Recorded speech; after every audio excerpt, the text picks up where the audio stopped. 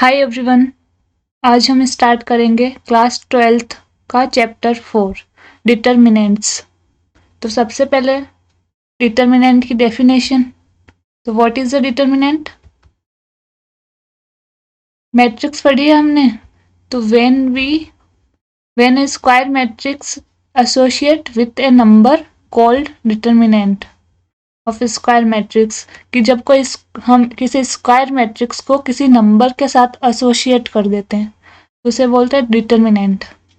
कैसे नंबर के साथ? जैसे कोई भी स्क्वायर मैट्रिक्स है, उसको हम जब सॉल्व करेंगे तो एक नंबर के रूप में उसकी वैल्यू आनी चाहिए, तो उसे हम डिटर्मिनेंट बोलते हैं। तो इससे क्या पता चला कि डिटर्मिनेंट केवल स्क्वायर मैट्रिक्स का ही पॉसिबल है। ठीक है। अब determinant of A matrix of order 2x2, कि कोई भी मैट्रिक्स दे रखी हमें 2x2 की, 2x2 ऑर्डर की मैट्रिक्स दे रखी है, तो उसका डिटर्मिनेंट कैसे फाइंड करेंगे? तो ये मैट्रिक्स दे रखी ए बी सी डी, तो डिटर्मिनेंट ऑफ ए, ये डिटर्मिनेंट का साइन है, तो ये हो गया determinant of A equals to, ये मैट्रिक्स है, यहाँ पर भी डिटर्मिनेंट का साइन लगा देंगे। फिर ये जो एलिमेंट्स है इस मैट्रिक्स के, ये पुट कर दिए यहाँ पर। अब इन दोनों को मल्टीप्लाई करना है, फिर माइनस इन दोनों को। तो देखिए डिटर्मिनेंट ऑफ ए क्या हो जाएगा? A D minus C B. ये देखिए A D minus C B. तो 2x2 मैट्रिक्स का डिटर्मिनेंट ऐसे निकालते हैं। अब देखो ये नोट क्या लिखा हुआ है। A matrix can be of any order but determinant is always possible for a square matrix, कि मैट्रिक्स की जब हम बात करते हैं तो मैट्रिक्स किसी भी ऑर्डर की हो सकती है, लेकिन डिटर्मिनेंट हमेशा एक स्क्वायर मैट्रिक्स का ही पॉसिबल होगा। ठीक है, यह है फर्स्ट नोट। सेकंड नोट है matrix does not have any numerical value but determinant have numerical value, कि जब हम मैट्रिक्स की बात करते हैं, जैसे ये मैट्रिक्स है, तो इसमें इसकी जो वैल्यू है वो हम ऐसे नहीं बता सकते कि किसी भी नंबर के रूप में, जैसे ये इसकी वैल्यू 4 है, ऐसे नहीं बोल सकते हम। इसके मैट्रिक्स में अलग अलग एलिमेंट्स होंगे, अलग रो होगी, कॉलम्स होंगे, लेकिन जो डिटर्मिनेंट है उसकी जो वैल्यू होगी वो न्यूमेरिकल वैल्यू होती है, जैसे 4 5 6 7 8, ऐसे कुछ भी नंबर के रूप में होगी वैल्यू डिटर्मिनेंट की। ठीक है, तो ये दो नोट याद रखना है। फिर next, determinant of A matrix of order 3x3, के जब ऑर्डर मैट्रिक्स का 3x3 हो तो उसका डिटर्मिनेंट कैसे कैसे फाइंड करेंगे हम। ठीक है, तो ये कोई मैट्रिक्स है 3x3 की, A11 A12 A13, ये इसके एलिमेंट्स है सारे। तो डिटर्मिनेंट का साइन लगा दिया, determinant of A equals to, यहाँ पर भी डिटर्मिनेंट का साइन, और ये एलिमेंट्स पुट कर दिए मैट्रिक्स के। अब इसको सॉल्व कैसे करते हैं देखिए। सबसे पहला एलिमेंट होता है A11, तो A11 को रखा यहाँ पर। ठीक है, फिर इस A11 वाली जो कॉलम है A11 वाला, और जो रो है जिसके अंदर ये A11 है, उसको नहीं लेना, बाकी जो एलिमेंट्स बचे उसका डिटर्मिनेंट ऑफ इन, ये जो भी एलिमेंट्स है यहाँ पर, इनको यहाँ पर रख दो। ठीक है, ये प्लस A11 रखेंगे तो ये प्लस का होगा, फिर ये सेकंड वाला जो भी होगा ये माइनस, सेकंड वाला एलिमेंट, और थर्ड वाला प्लस। तो यहाँ पे माइनस का लगाया साइन, अब ये माइनस, फिर A12 रखा यहाँ पर, फिर A12 है,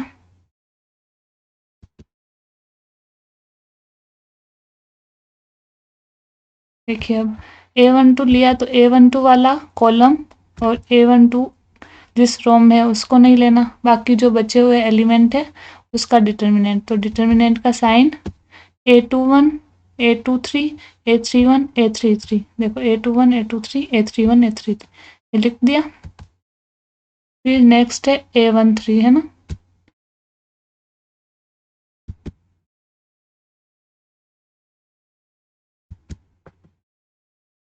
A13 देखिए, अब A13 की बात कर रहे हैं हम, तो A13 को रखा, तो जिस कॉलम में A13 है और जिस रो के अंदर A13 है उसको नहीं लेना, तो A13 रख दिया यहाँ पर। बाकी बचे हुए ये कौन, ये वाले, ये दो और ये दो, A21 A22 A31 A32, ये एलिमेंट यहाँ पर रख दिया, A21 A22 A31 A32। ठीक है, अब इसको सॉल्व करते हैं। A11 है, A11 बाहर ही रहेगा। अब इस डिटर्मिनेंट को 2 क्रॉस 2 वाले डिटर्मिनेंट को सॉल्व करना आता है हमें।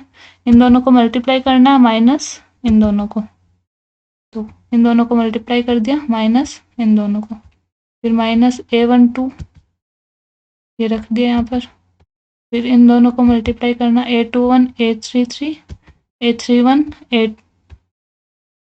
A31 और A23। ठीक है, ये हो गया। फिर प्लस A13 रख दिया यहाँ पर, फिर इन दोनों को मल्टीप्लाई करो A21 A32 minus A31 A22, तो ये डिटर्मिनेंट ऑफ 3 क्रॉस 3 ऑर्डर की जो मैट्रिक्स होती है उसका डिटर्मिनेंट ऐसे निकालेंगे। ठीक है, अब आप ये जो डिटर्मिनेंट निकालना है वो या तो फर्स्ट रो का यूज़ करके कर सकते हो या सेकंड या थर्ड। तो ये साइन कैसे हो, ये प्लस है ये माइनस है ये प्लस। ठीक है, फिर सेकंड में ये माइनस होगा ये प्लस ये माइनस, थर्ड रो में फिर से ये प्लस माइनस प्लस। तो आप किसी भी एक कॉलम एक रो उसका यूज़ करके डिटर्मिनेंट फाइंड कर सकते हो। ठीक है, या तो फर्स्ट रो को ले सकते हो। प्रोसीजर यही होगा कि जो भी एलिमेंट हम यहाँ पर लेंगे वो एलिमेंट जिस रो और जिस कॉलम में है उसको नहीं लेना, बाकी बचे हुए एलिमेंट्स को डिटर्मिनेंट के रूप में लिख देना है, फिर उसको सॉल्व करना है। ठीक है, अब ये हो गया। नेक्स्ट है, देखो नोट देखिए, फर्स्ट नोट है इसमें, if all the elements of any row and column are 0 then the determinant of that matrix is 0। तो ये कुछ नोट्स है, इनको याद रखना है आपको डिटर्मिनेंट से रिलेटेड। देखिए, फर्स्ट नोट है कि मान लो किसी भी, ये कोई डिटर्मिनेंट ए है। ठीक है, कोई भी मैट्रिक्स दे रखी है उसका डिटर्मिनेंट निकालना, और उसके किसी भी रो या किसी भी कॉलम के जो सारे एलिमेंट्स है वो 0 है। जैसे इसमें ये फर्स्ट रो है, इसके सारे एलिमेंट 0 हैं, तो उस डिटर्मिनेंट की वैल्यू 0 होगी। ठीक है, ये है आपका फर्स्ट नोट। सेकंड नोट देखिए, the determinant of diagonal matrix is equal to multiplication of the elements of diagonal. कि कोई भी डायगोनल मैट्रिक्स दे रखी है हमें। ठीक है, डायगोनल मैट्रिक्स देखा था हमने, क्या था, ऐसी मैट्रिक्स जिसमें केवल डायगोनल के जो एलिमेंट हो वो नॉन ज़ीरो और बाकी सारे नॉन डायगोनल एलिमेंट 0 हो। ठीक है, तो जब डायगोनल मैट्रिक्स की बात करते हैं और उसका डिटर्मिनेंट निकालना होता है तो कैसे निकालते हैं, जो डायगोनल के जो भी एलिमेंट्स है उन तीनों को, जैसे 3 क्रॉस 3 की मैट्रिक्स है तो डायगोनल में यहाँ पर 3 एलिमेंट आएंगे। ठीक है, तो इन तीनों को मल्टीप्लाई कर देना। 2 क्रॉस 2 की है तो 2 आएंगे, तो दोनों को मल्टीप्लाई कर देना। ये है second matrix, second note. Third note क्या है, the determinant of identity matrix is always 1। तो आइडेंटिटी मैट्रिक्स हमें पता है क्या होती है, 2 क्रॉस 2 की आइडेंटिटी मैट्रिक्स क्या है, 1 0 0 1। ठीक है, अब इस मैट्रिक्स के अगर डिटर्मिनेंट की वैल्यू निकालेंगे तो वो 2 क्रॉस 2 की हो या 3 क्रॉस 3 की हो, हमेशा उसके जो डिटर्मिनेंट, इसका जो जब डिटर्मिनेंट निकालेंगे तो उसकी वैल्यू 1 ही आएगी हमेशा। ठीक है, ये है आपका नोट नंबर 3। आप इसको ऐसे भी देख सकते हो कि आइडेंटिटी मैट्रिक्स की जब हम बात करते हैं तो क्या होता है कि उसके जो डायगोनल के जो एलिमेंट है वो 1 होते हैं और नॉन डायगोनल एलिमेंट 0 होते हैं। तो एक तरह से ये डायगोनल मैट्रिक्स की तरह ही है। तो इसके जो डायगोनल के एलिमेंट है इनको मल्टीप्लाई करेंगे तो इसके डिटर्मिनेंट की वैल्यू आ जाएगी। तो 1 × 1 1 तो ये हो गया 1। ठीक है, नेक्स्ट है प्रॉपर्टीज। ये प्रॉपर्टीज ऑफ डिटर्मिनेंट्स कि डिटर्मिनेंट्स की प्रॉपर्टीज क्या क्या है। First property, the value of determinant remains unchanged if its rows and columns are interchanged। ये क्या बोल रहा है, फर्स्ट इसकी प्रॉपर्टी ये है कि कोई भी मैट्रिक्स दे रखी है हमें और उसका हमें डिटर्मिनेंट निकालना है, तो हम अगर उसके सारे रो और कॉलम को इंटरचेंज कर दे तो डिटर्मिनेंट की वैल्यू सेम ही रहती है। जैसे ये कोई एग्जाम्पल के थ्रू बता देती हूँ मैं। ये कोई मैट्रिक्स थी, उसका डिटर्मिनेंट निकाल रहे डेल। ठीक है, डिटर्मिनेंट का जो साइन है उसको डेल से डिनोट करते हैं डिटर्मिनेंट को, इक्वल्स टू डिटर्मिनेंट ऑफ इसका निकाल रहे हैं, तो इसके डिटर्मिनेंट की जब वैल्यू निकालेंगे यहाँ पे 2, तो इसको नहीं लेना, इसको नहीं लेना, बाकी बचे हुए एलिमेंट रखती है यहाँ पर, फिर माइनस, ये -3, फिर ये सेकेंड रो सेकेंड कॉलम और फर्स्ट रो को नहीं लेना, फिर 6 1 4 -7 यहाँ पर, प्लस ये 5 इस वाले को और इसको नहीं लेना, तो 6015 तो इसको सॉल्व कर दो। देखो 2 तो रख दिया ऐसे, -7 इंटू 0 0, 4 इंटू 5 माइनस, फिर 4 इंटू 5 20, फिर माइनस, ये माइनस +3, 6 इंटू -7 -42, फिर माइनस का साइन, फिर 1 इंटू 4 ये 4, फिर ये +5, 6 इंटू 5 30, फिर -1 इंटू 0 0। अब इसको सॉल्व कर लो, 2 इंटू -20 -40, ये -46 इंटू 3 -138, और 5 इंटू 30 150। जब इसको सॉल्व करेंगे तो डिटर्मिनेंट आएगा -20। ठीक है, अब हम क्या कर रहे हैं, इसकी जो सारे रोज और कॉलम्स है उसको इंटरचेंज कर रहे हैं। एक बार देख लो, डेल क्या था, 2 -3 और 5 है, ये अभी रो है तो उसमें ये कॉलम होगा, देख लो। तो इंटरचेंज करने के बाद ये कॉलम बन गया, 2 -3 5, सबको इंटरचेंज कर दिया। ठीक है, अब वापस डिटर्मिनेंट की वैल्यू निकालेंगे, अभी जैसे निकाली थी, तो ये -28 ही आएगा। तो ये सेकंड प्रॉपर्टी प्रूव हो गई कि रोज और कॉलम को इंटरचेंज करने पर, सारी रोज और कॉलम को इंटरचेंज करने पर जो डिटर्मिनेंट है उसकी वैल्यू चेंज नहीं होती है। नेक्स्ट है second property, if any two rows or columns of a determinant are identical then value of determinant is 0। ये क्या है कि अगर कोई दो रो या कॉलम किसी भी डिटर्मिनेंट जो भी दे रखा है उसके अगर सेम हो दोनों, उसमें जो एलिमेंट्स है सारे वो सेम हो, दो रो या कॉलम के, किसी भी दो रो या कॉलम के अगर सारे एलिमेंट्स सेम है तो उस डिटर्मिनेंट की वैल्यू 0 होगी। एग्जाम्पल देखिए, ये एग्जाम्पल है, इसमें देखिए 3, ये फर्स्ट रो और ये थर्ड रो 3 2 3, ये दोनों सेम है तो इस डिटर्मिनेंट की वैल्यू 0 होगी। ठीक है, ये सेकंड प्रॉपर्टी, ये भी आपको याद रखना है। Third property, if any two rows or columns of a determinant are interchanged then sign of determinant changes। ठीक है, अब क्या बोल रहा है, इतनी ऊपर हमने क्या देखा कि अगर सारे रो और कॉलम को जब इंटरचेंज कर देते हैं तो डिटर्मिनेंट की वैल्यू पर कोई फर्क नहीं पड़ता है, लेकिन इसमें क्या बोल रहा है कि एनी टू रोज और कॉलम, मतलब किसी भी दो रो या कॉलम को जब आपस में इंटरचेंज कर देते हैं हम, जैसे ये फर्स्ट रो है यहाँ पर, इसको मैंने सेकंड बना दिया और सेकंड को फर्स्ट। ठीक है, ऐसा करने पर जो डिटर्मिनेंट का जो साइन है वो बदल जाता है, जैसे अभी प्लस का है तो माइनस का हो जाएगा। एग्जाम्पल देखिए, ये एग्जाम्पल है, ये कोई डिटर्मिनेंट दे रखा डेल। ठीक है, अब इसमें मैंने R2 और R3 को आपस में इंटरचेंज किया, इन दोनों को, कि ये R2 था, ये R3, तो मैंने इसको R2 बना दिया, इसको R3। तो जो डिटर्मिनेंट की वैल्यू है वो चेंज हो जाएगी। देखिए अभी इसकी वैल्यू -28 आ रही है। ये आप सॉल्व कर लेना, -28 ही आएगा, ठीक है।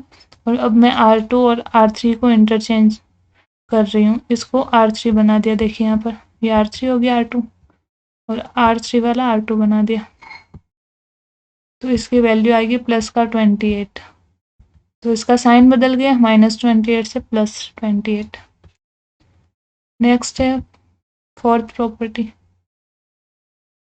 ये देखिए फोर्थ प्रॉपर्टी क्या है, if corresponding elements of any two rows or columns of a determinant are proportional then its value is 0। ये क्या बोल रहा है अब कि जो करस्पॉन्डिंग एलिमेंट्स है को किसी भी दो रो या कॉलम के अगर वो प्रोपोर्शनल है तो भी उस डिटर्मिनेंट की वैल्यू 0 होगी।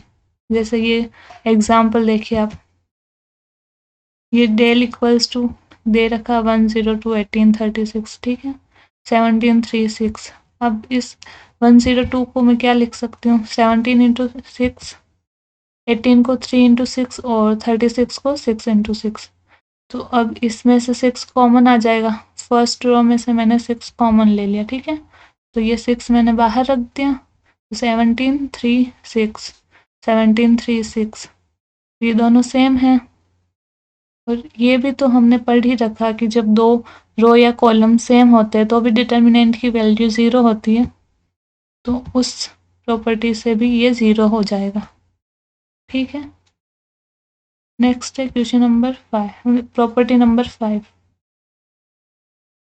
फिफ्थ प्रॉपर्टी क्या है डिटर्मिनेंट्स की, if there is any determinant of order 3 cross 3, if each element of that determinant is multiplied by k, then determinant value equal to k cube del, ठीक है। अब ये क्या बोल रहा है देखो कि ये कोई मैट्रिक्स है, मतलब कोई भी डिटर्मिनेंट है, लेट से m क्रॉस m ऑर्डर का, स्क्वायर मैट्रिक्स का ही होता है डिटर्मिनेंट। तो कोई मैट्रिक्स है m क्रॉस m की, हम उसका डिटर्मिनेंट निकाल रहे हैं, और हमने उस डिटर्मिनेंट के जो ईच एलिमेंट है, हर एलिमेंट को k से मल्टीप्लाई कर दिया है। अब हम क्या, तो उस डिटर्मिनेंट को हम कैसे लिख सकते हैं, k की पावर m इंटू डेल, k m है, उसके ऑर्डर क्या है उस डिटर्मिनेंट का, k की power m into that determinant. Example के थ्रू देखिए आप, ये कोई एग्जाम्पल है, ठीक है। ए हमें कोई मैट्रिक्स दे रखी है, अब इस मैट्रिक्स के ईच एलिमेंट को मैंने 3 से मल्टीप्लाई कर दिया, यहाँ पर k कितना 3, ठीक है, और इसका ऑर्डर कितना 3 क्रॉस 3, तो इसके हर एलिमेंट को मैंने 3 से मल्टीप्लाई कर दिया। देखिए यहाँ पर, तो इस डिटर्मिनेंट के हर एक को 3 से, इन सबको 3 से मल्टीप्लाई कर दिया। अब जब मैं डिटर्मिनेंट को लिखूंगी तो इसमें से मैंने 3 कॉमन लिया, तो एक 3, सेकेंड रो में से भी 3 कॉमन ले लिया, और थर्ड रो में से भी 3 कॉमन ले लिया, ठीक है। तो मेरे पास 3 का क्यूब हो गया, ये रहा 3 का क्यूब, और वापस ये वही मैं 1 0 1 0 1 2 0 0 4 ये लिख दिया। तो 3 का क्यूब, तो हमने अभी यही देखा, इसका ऑर्डर क्या है 3 क्रॉस 3, तो m k कितना था 3, तो k की पावर m इंटू डेल, तो k कितना 3 और m कितना 3, ठीक है। तो ये कितना हो जाएगा, जब हम इसको सॉल्व करेंगे, इसको हम एक बार मल्टीप्लाई कर दो, 3 0 3 0, मतलब इसको 3 से मल्टीप्लाई कर दिया तो ये आया। अब इसको सॉल्व करेंगे और इस RHS LHS और RHS को सॉल्व करते हैं, दोनों सेम ही आएगा। तो LHS वाला देखिए, इसको सॉल्व कर रहे हैं पहले ना, तो 3 यहाँ पे रख दिया 3, जब हम 3 ले रहे हैं तो इसको, इस कॉलम को और इस रो को नहीं लेना, तो कितना 3 6 0 12, तो 12 इंटू 3 36 माइनस 0, 12 ये 36 माइनस 0, फिर ये सेकंड में माइनस 0, ये माइनस 0। ठीक है, अब इसको नहीं लेना, तो 12 इंटू 0 0, 0 इंटू 6 0, तो ये 0 प्लस 3 को लेना, 3 को लेना तो इसको और इसको नहीं लेना, तो 0 माइनस 3 इंटू 0 0, ये भी 0 हो गया, तो यहाँ पर 108। अब इस RHS को सॉल्व करो।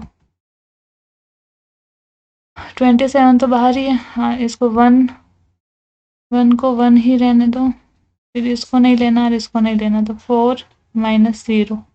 ठीक है, फिर से माइनस 0 ये, फिर 0 माइनस 0, फिर प्लस 1, फिर ये 0 माइनस 0, तो ये आ गया। फिर इसको जब सॉल्व करेंगे यहाँ पे केवल 4, 1 इंटू 4 4, 27 इंटू 4 108, तो LHS और RHS इक्वल आया। नेक्स्ट है property number 6। If some if some or all elements of a row or column of a determinant are expressed as sum of two terms, then sum of the determinant can be expressed as sum of two determinants. ये क्या बोल रहा है, example से बता देती हूँ। देखो एग्जाम्पल देखिए कि ये कोई भी हमें मतलब इसका डिटर्मिनेंट निकालना है, और यहाँ पर इसकी जो फर्स्ट रो के जो एलिमेंट्स है उनको दो अलग अलग एलिमेंट के सम के रूप में लिखा रखा हमें। तो हम इसको कैसे लिख सकते हैं कि एक बार A1 B1 C1 A2 B2 C2 A3 B3 C3 plus lambda 1 B1 C1, ऐसे इसको इस रूप में भी लिख सकते हैं, दोनों की वैल्यू सेम ही आएगी। ठीक है, नेक्स्ट है area of triangle. Area of triangle, area of A triangle जिसका जो vertices are given x1 y1 x2 y2 x3 y3, त्रिभुज का मतलब ट्रायंगल का एरिया फाइंड करना है और जिसके वर्टिसेस दिए होंगे हमें। ठीक है, तो उसका एरिया कैसे निकाल सकते हैं, area of the triangle equals to 1/2 determinant of x1 y1 1, x2 y2 1, x3 y3 1। तो ये फॉर्मूला है, इससे डायरेक्ट क्वेश्चन आता है, तो फॉर्मूला आपको याद रखना है। The area of triangle formed by 3 collinear points is 0। कि कोई भी 3 पॉइंट कोलिनियर है तो उसका एरिया 0 होता है, ये हमें पता है। ठीक है, तो डेल तीनों पॉइंट्स एक ही लाइन में है ऐसे, तो इससे तो कोई ट्रायंगल बनेगा नहीं, तो इसका एरिया तो 0 ही होगा ना। ठीक है, तो इसको इक्वल टू 0 रख दिया, 1/2 x1 y1 1, x2 y2 1, x3 y3 1 equals to 0। अभी इसमें नोट देखिए, फर्स्ट नोट है area is a positive quantity, if we get negative value then take modulus and make it positive. ये क्या बोल रहा कि एरिया एक पॉजिटिव क्वांटिटी है, क्यों, एरिया को हम हमेशा मीटर स्क्वायर किलोमीटर स्क्वायर जिसमें भी लेते हैं स्क्वायर आता है, तो स्क्वायर मतलब पॉजिटिव। ठीक है, तो -2 का स्क्वायर कितना 4 होता है, वैसे ही तो एरिया एक पॉजिटिव क्वांटिटी है, और अगर मान लो हमारा आंसर नेगेटिव आ रहा है तो हमें उसका मोड लेना है और हमेशा उसको पॉजिटिव बना देना है। ठीक है, एरिया को नेगेटिव नहीं लिखना है।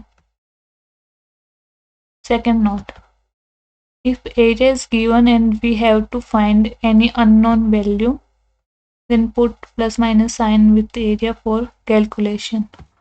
कि हमें एरिया दे रखा है और we have to find any unknown, area हमें गिवन है। ठीक है, और मान लो किसी और चीज़ की वैल्यू निकालनी है, तो जब एरिया को पुट करेंगे तो उसके आगे प्लस माइनस का साइन लगा देंगे। ठीक है, क्यों लगा रहे हैं, क्योंकि एरिया हमें अगर एरिया हमेशा हमें पॉजिटिव वैल्यू में ही दे रखा होगा। मान लो किसी के नेगेटिव आया भी होगा तो उसका मोड लेके उसको पॉजिटिव कर दिया होगा। तो एरिया के आगे प्लस माइनस दोनों साइन लगाना अगर हमें दे रखा है एरिया पहले से तो। नेक्स्ट है third note, if coordinates of 2 points are given and we have to find equation of line with the help of determinant, then कि किसी भी 2 पॉइंट के कोऑर्डिनेट दे रखे हैं हमें और बोलना है कि लाइन की इक्वेशन फाइंड करो। तो हम क्या करेंगे, तो हम इतना तो पता है कि लाइन का जो किसी भी ये कोई भी 2 या 3 पॉइंट कोलिनियर है तो उसका एरिया 0 होगा। ठीक, अब उसमें से 2 पॉइंट तो हमें दे रखे, एक मान लो ए दे रखा और बी दे रखा, x1 y1 x2 y2 is given. तो कोई भी एक तीसरा पॉइंट मान लेते हैं हम P, जिसके जो कोऑर्डिनेट्स है वो है x, y। ठीक है, तो उसकी इक्वेशन कैसे निकालेंगे, ये determinant of x1 y1 1 x2 y2 1 equals to 0। जब इसको सॉल्व करेंगे तो उस लाइन की इक्वेशन आ जाएगी। नेक्स्ट है minors and cofactors. Minors and cofactors, ठीक है। माइनर्स क्या होते हैं, minor of an elements aij of A determinant is the determinant obtain by deleting its ith row and jth column in which element ij lies। ये मैं आपको बता देती हूँ माइनर क्या होता है, और एग्जाम्पल के थ्रू बता। जैसे ये कोई 2x2 ऑर्डर का डिटर्मिनेंट है ये, ठीक है। माइनर की बात कर रहा, माइनर को डिनोट करते हैं एम आई जे से, ठीक है।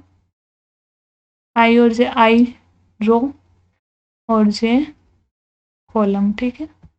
तो ए वन वन का माइनर निकालना तो क्या होगा M11 क्या होगा कि A11 जिस रो के अंदर है और जिस कॉलम के अंदर है उसको डिलीट कर दो, बाकी जो बचा हुआ है वो हो जाता माइनर। तो क्या बचा हुआ, इस कॉलम को और इस रो को हटा दिया तो A22, तो हो गया A22 माइनर। सेकंड है M12 तो इसको हटाना है और इसको, ठीक है। इसको हटा दिया, इसको हटा दिया, क्या बचा A21। फिर है M21 देखो M21 ये है तो इसको हटा दिया, इसको हटा दिया, तो क्या हो गया A12। M22 क्या है, M22 इसको हटा दिया, इसको हटा दिया, तो क्या बचा A11, ठीक है। तो ऐसे निकालते हैं माइनर्स। अब 3x3 ऑर्डर की मैट्रिक्स है उसके कैसे निकालेंगे, देख लो। 3x3 है तो देखो M11 निकालना, M11 है ना, तो इस A11 वाली इसको, इस कॉलम को और इस रो को हटा दिया, पीछे क्या बचा, ये बचा पीछे, तो इसको लिख दिया डिटर्मिनेंट के रूप में। इस डिटर्मिनेंट को सॉल्व कर सकते हैं, इन दोनों को मल्टीप्लाई कर दो माइनस इन दोनों को, तो ये हो गया M11।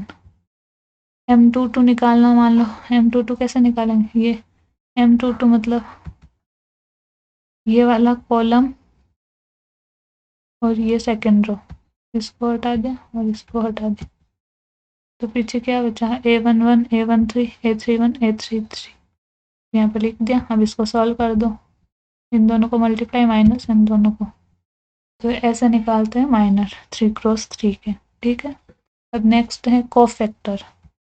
कोफैक्टर क्या होता है, देखो cofactor of an element aij denoted by capital aij।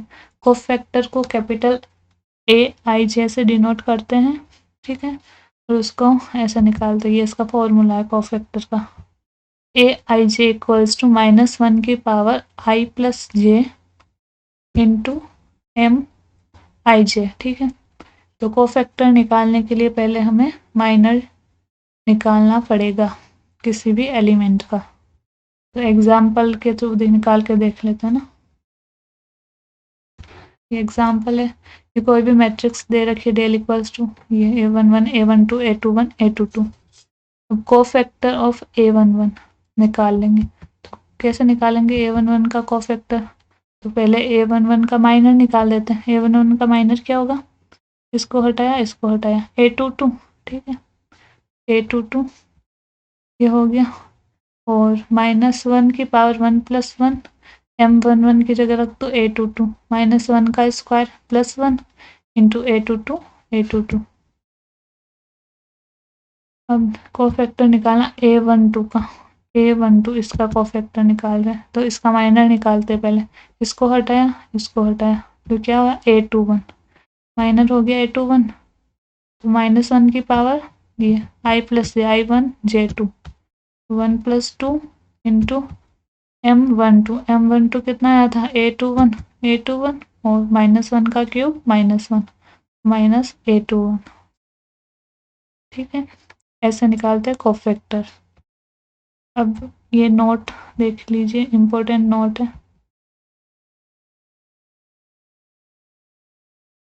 देखिए अब कोई भी ये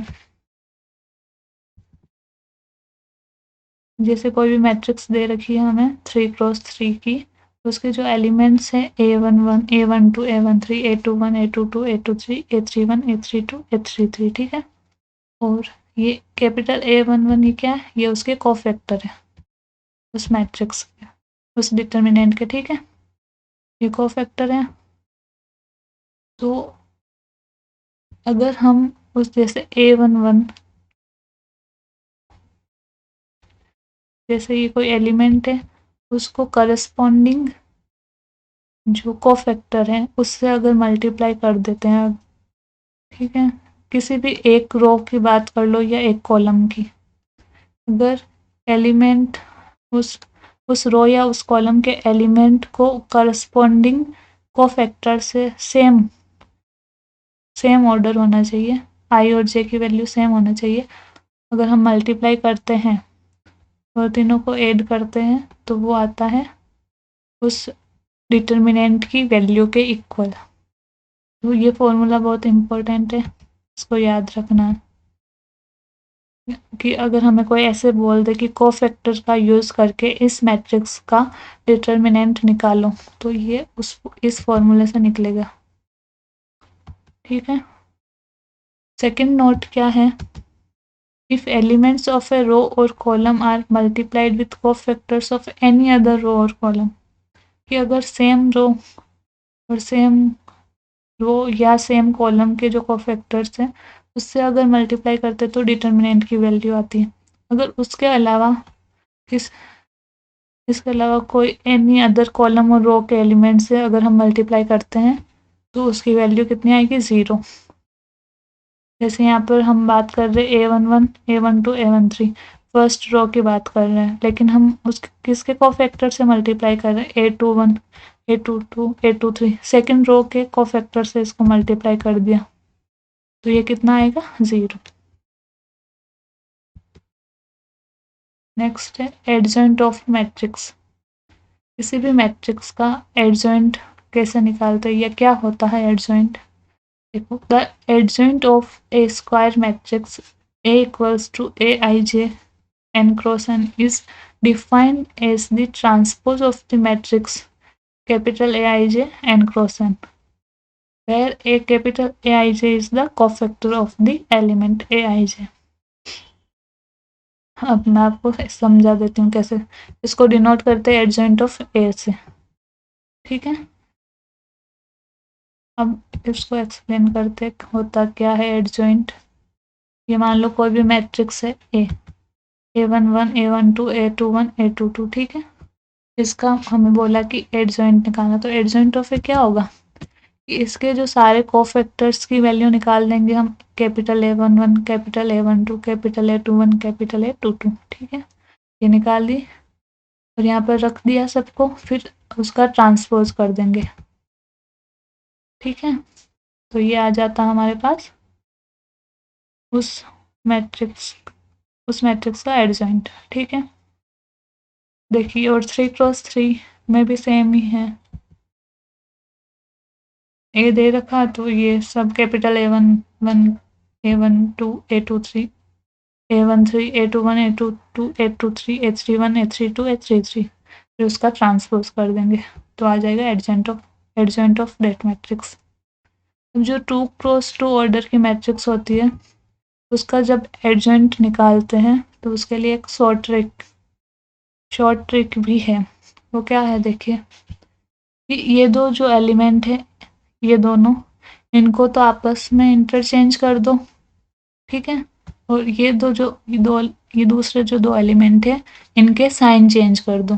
जैसे ये प्लस का है तो माइनस कर दो, ये माइनस का है तो प्लस कर दो, ऐसे ठीक है। जैसे इन दोनों को इंटरचेंज कर दिया तो यहाँ पर A22 आ जाएगा और यहाँ पर A11, ये A22 A11 और इन दोनों के ये दोनों प्लस के अभी तो दोनों के आगे माइनस का साइन लगा दिया। तो एडजॉइंट ऑफ ए डायरेक्ट ऐसे भी निकाल सकते हैं, लेकिन आपके जो बोर्ड एग्जाम्स में आता है तो आप ऐसे नहीं कर सकते, वहाँ पे पूरे मेथड से करना होता है। तो फिर वो ऊपर वाला जो मेथड है उसी से करना है, ठीक है। Inverse of the matrix with the help of determinant. अब मैट्रिक्स का इनवर्स कैसे निकालते हैं डिटर्मिनेंट की हेल्प से। तो ये फॉर्मूला होता है ए इनवर्स क्या होता है adjoint of A upon determinant of A, ठीक है। इस फॉर्मूले को आपको याद रखना है कि ए इनवर्स क्या होता है adjoint of A upon determinant of A, और इसमें जो डिटर्मिनेंट ऑफ ए है इज नॉट इक्वल टू 0। ये तो हमने देखा था ना कि किसी भी जो मैट्रिक्स है उसका इन्वर्स कब एग्जिस्ट करता है कि जब determinant of A is not equal to 0 हो तभी एग्जिस्ट करता है, और जब एग्जिस्ट करता है तभी हम निकाल पाएंगे, है ना, ठीक है। तो ये कंडीशन फुलफिल होनी चाहिए। तो सबसे पहले यही चेक करना है कि डिटर्मिनेंट ऑफ ए 0 है या नहीं।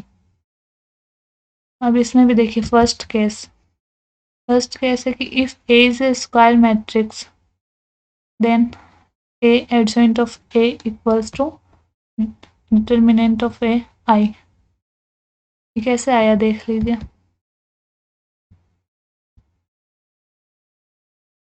देखिए इसी फॉर्मूले को देखिए एडजॉइंट ऑफ ए यहीं रखिए, इस डिटर्मिनेंट ऑफ ए को उधर भेज दीजिए, ठीक है।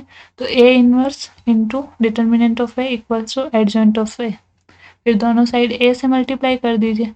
तो इस साइड क्या हो जाएगा ए, ये हो जाएगा ए एडजॉइंट ऑफ ए, और उस साइड देख डिटर्मिनेंट ऑफ ए तो था उस साइड ए इनवर्स इनटू ए, तो ए इनवर्स इनटू ए क्या होता है आई, तो उससे ही आ गया फॉर्मूला, ठीक है। और इसके इक्वल होता है ये कर A adjoint of A equals to determinant of A I, तो यहाँ से आई क्या हो जाएगा, इस ए को नीचे भेज दिया, आई निकालना हो तो इस डिटर्मिनेंट ऑफ ए को नीचे भेज दिया।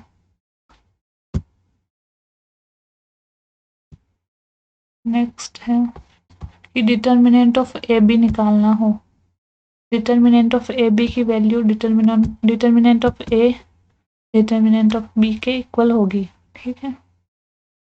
नेक्स्ट है fourth note, if N cross N A N cross N, A कोई मैट्रिक्स है जिसका ऑर्डर एन क्रॉस एन है, ठीक है। तो उसमें डिटर्मिनेंट ऑफ एडजॉइंट ऑफ ए कि पहले एडजॉइंट ऑफ ए निकाला हमने फिर उसका डिटर्मिनेंट किया, तो वो इक्वल होगा डिटर्मिनेंट ऑफ ए की पावर n माइनस 1 के। ये फॉर्मूला बहुत इंपॉर्टेंट है, आपको याद रखना है, ठीक है। ये जो मैट्रिक्स और डिटर्मिनेंट की जो प्रॉपर्टीज है ये काफ़ी इम्पोर्टेंट हो जाती है आपके लिए। ये JEE का जो एग्ज़ाम होता है आपका जी का, उसमें इनमें से बहुत सारे क्वेश्चंस आते हैं, ठीक है। और बोर्ड एग्जाम्स के लिए तो है ही इम्पोर्टेंट, तो आपको अच्छे से पढ़ना है इनको। नेक्स्ट है A3 क्रॉस 3। जैसे एग्जाम्पल ये दे रखा है तो इसका एग्जाम्पल देख लीजिए कि ये n यहाँ पे ऑर्डर दे रखा है, तो मान लिया कि 3x3 की मैट्रिक्स है ए कोई। तो जब मैं एडजॉइंट ऑफ ए की बात करूँगी इसकी, तो क्या होगा वो डिटर्मिनेंट ऑफ ए की पावर 3 - 1 तो 2, तो डिटर्मिनेंट ऑफ ए का स्क्वायर। नेक्स्ट है solution of system of linear equations using inverse of A matrix. की इक्वेशंस दे रखी है हमें, तो उनके सॉल्यूशन निकालना डिटर्मिनेंट की हेल्प से। तो ये मान लो कोई 3 इक्वेशन दे रखी है, लीनियर इक्वेशंस है a1x b1y plus c1z equals to d1, ऐसे ये a2 वाली और ये a3 वाली। तो इसमें देखिए कैपिटल ए क्या लिख सकते हैं हम, ये a1 b1 c1 a2 b2 c2 a3 b3 c3। इसके जो भी एलिमेंट ये a1 वाला था वैसे a2 b2 c2 a3 b3 ये c3, ठीक है। फिर x कैपिटल x क्या लिख सकते हैं, कैपिटल x ये वाला, ये small x small y small z ये वाले जो लिखे होते हैं ना x y और ये z। और एक मैट्रिक्स b क्या लिख सकते हैं हम, b ये जो b इनको लिखना d1 d2 d3 इनकी एक मैट्रिक्स बना देनी है, उसको लिखना b, ये हो गया। फिर हमें करना ax equals to b, ax equals to b, इसको याद रखना आपको ax इक्वल्स टू b। तो यहाँ से x क्या हो जाएगा, a उधर गया तो a inverse into B, x equals to A inverse into B, ठीक है। और ए इनवर्स हम निकाल सकते हैं, ए इनवर्स कैसे निकालेंगे, adjoint of A upon determinant of A. Example के थ्रू बता देते हैं हम आपको, जैसे ये 2 दे रखी है इक्वेशन, ठीक है। इस इक्वेशन को सॉल्व करना है तथा एक्स और वाई की वैल्यू निकालनी है हमें। तो क्या करेंगे, ए क्या हो जाएगा 1 2 2 3 ये लिख दिया है, एक्स क्या हो जाएगा एक्स वाई, और बी क्या हो जाएगा 2 3 ये 2 3, ठीक है। अब करना A X equals to B, क्या मैम, तो A X equals to A inverse into B. तो हमें निकालना ए इनवर्स कैसे निकालेंगे, adjoint of A upon determinant of A, adjoint of A upon determinant. तो एडजॉइंट ऑफ ए निकालना पड़ेगा इसके लिए, एडजॉइंट ऑफ ए के लिए कोफैक्टर्स निकालने पड़ेंगे, फिर उसका ट्रांसपोज करना पड़ेगा। तो कोफैक्टर्स निकालते हैं, a11 क्या होगा, देखो इसका माइनस कितना हो गया 3, और ये 1 -1 की पावर 2 -1 का स्क्वायर इंटू 3 3।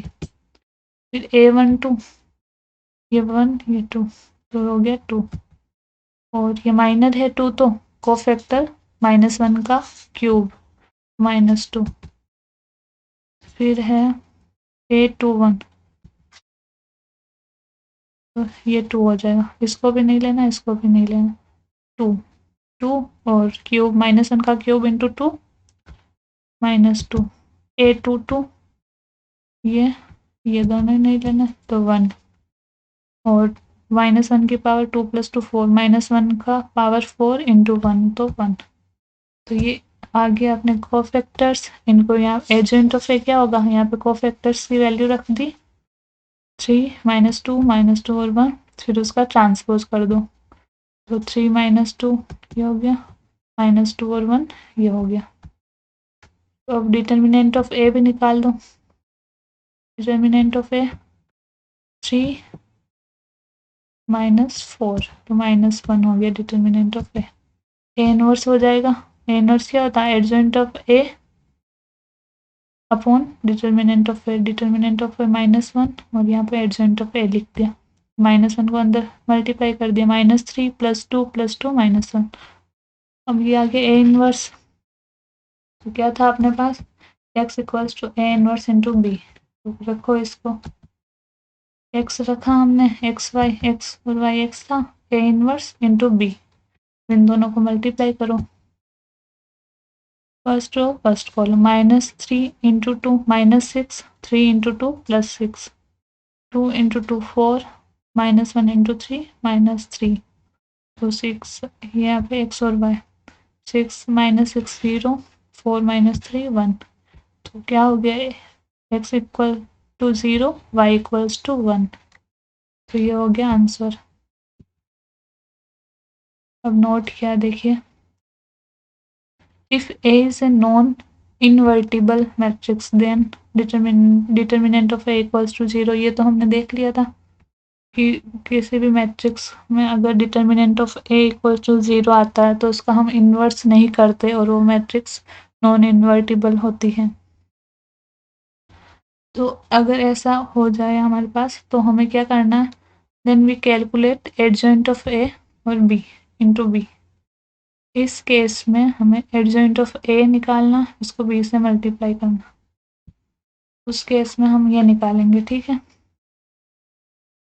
अब कंडीशन 1, इसमें भी कंडीशन है कि अगर adjoint of A into B is not equal to 0 है, जैसे हमें ये बात कर रहे हैं हम इन इक्वेशंस कि हमें दो इक्वेशंस दे रखी है, ठीक है, इक्वेशंस दे रखी है, हम उसको सॉल्व कर रहे हैं और हमारे अगर डिटर्मिनेंट ऑफ A 0 आ गया है उनको सॉल्व करते टाइम, तो फिर हम कैसे निकालेंगे, A इनवर्स है ना, तो उस कंडीशन में हमें सॉल्व तो करनी ही पड़ेगी, ठीक है। तो उस कंडीशन में हम क्या करेंगे, एडजॉइंट ऑफ ए और बी इंटू बी ये निकाल लेंगे। अगर इसकी वैल्यू 0 के इक्वल नहीं है, ठीक है, then solution does not exist and the system of equation is called inconsistent. अगर वो इक्वल टू 0 नहीं है तो जो इक्वेशंस है उनका कोई भी सॉल्यूशन एग्जिस्ट नहीं करता है। और ऐसे जो सिस्टम होते हैं इक्वेशन को हम लिख देंगे कि system of equations is inconsistent, ठीक है। और अगर ये 0 हो जाता है adjoint of A into B, अगर ये 0 आ गया, ठीक है, तो सिस्टम में बी इधर कंसिस्टेंट और inconsistent according as this system have either infinitely many solution और नो सॉल्यूशन। तो उस केस में जो सिस्टम है, इक्वेशंस जो दे रखी है उनका जो सिस्टम है वो कंसिस्टेंट भी हो सकता है और इनकंसिस्टेंट भी हो सकता है,